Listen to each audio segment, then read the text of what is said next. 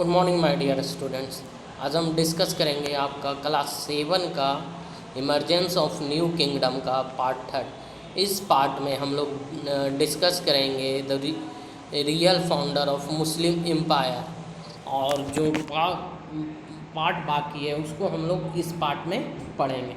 तो चलिए शुरू करते हैं आपका पार्ट थर्ड।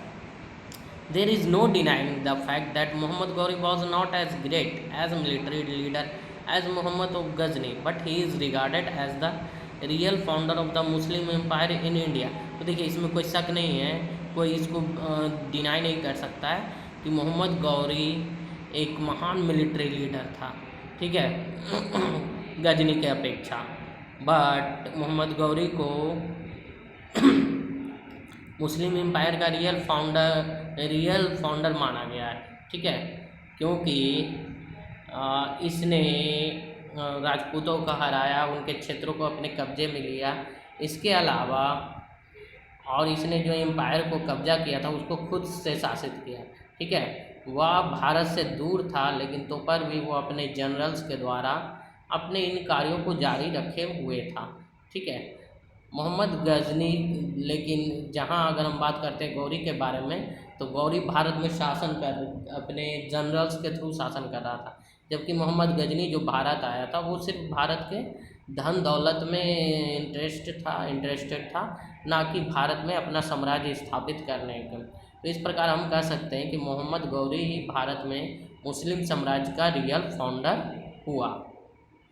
अब हम बात करते हैं आपका नेक्स्ट पॉइंट, राजपूत इन डेक्कन। डेक्कन के राजपूतों के बारे में हम लोग डिस्कस करेंगे, ठीक है। डेक्कन के राजपूत क्या थे? तो पहला था राष्ट्रकूटास।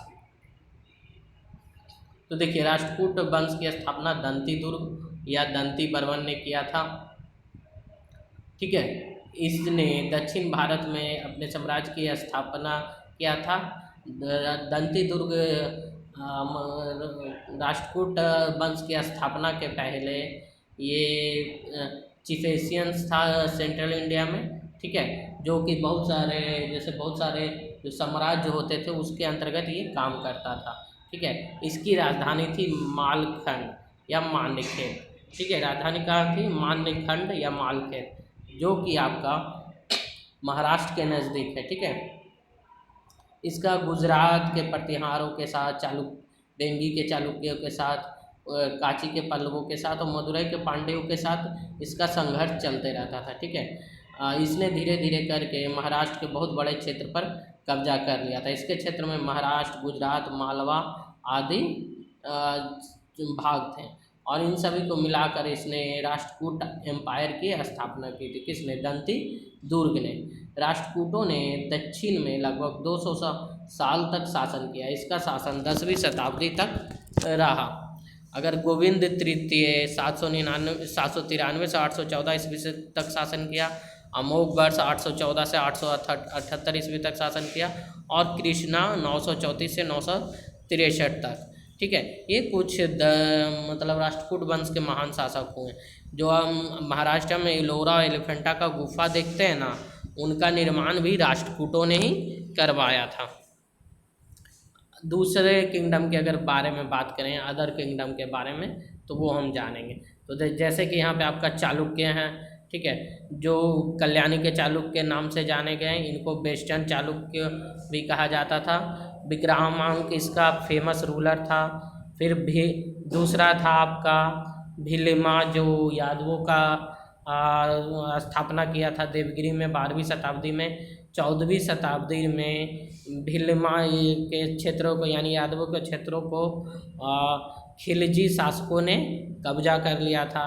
द्वार समुद्र के होयसालों ने आपका कर्नाटक के क्षेत्रों पर शासन किया था। इसका सबसे प्रसिद्ध शासक विष्णुवर्धन था, है ना, लेकिन बाद में ये दिल्ली सल्तनत में मर्ज हो गया था। अब नेक्स्ट है आपका वारंगल का काकतीय। ये 12 से 13वीं शताब्दी तक शासन किया था। 14वीं शताब्दी में इसके शासन क्षेत्र को सुल्तान दिल्ली सल्तनत काल में मिला लिया गया था। उम्मीद है कि आप लोगों को यहाँ तक समझ में आया होगा। अब हम डिस्कस करेंगे राजपूत इन साउथ इंडिया। दक्षिण भारत के राजपूतों के बारे में हम लोग डिस्कस करेंगे। The Palas of Bengal. देखिए, हर्षा के डेथ के बाद 775 ईस्वी में, चलिए डिस्कस करते हैं राजपूत इन साउथ इंडिया। दक्षिण भारत के राजपूत वंश के बारे में हम लोग जानेंगे। तो इसमें देखिए कुछ ऐसे वंश है जो उस समय के अनुसार अगर उद्भव और रीजन के अनुसार देखें तो उनका विस्तार लंबे क्षेत्र तक था।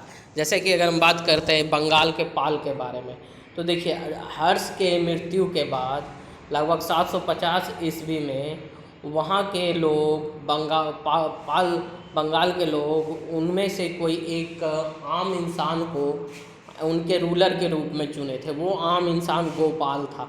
ठीक है, गोपाल ही पाल वंश का क्या कहते हैं फाउंडर के रूप में जाना गया।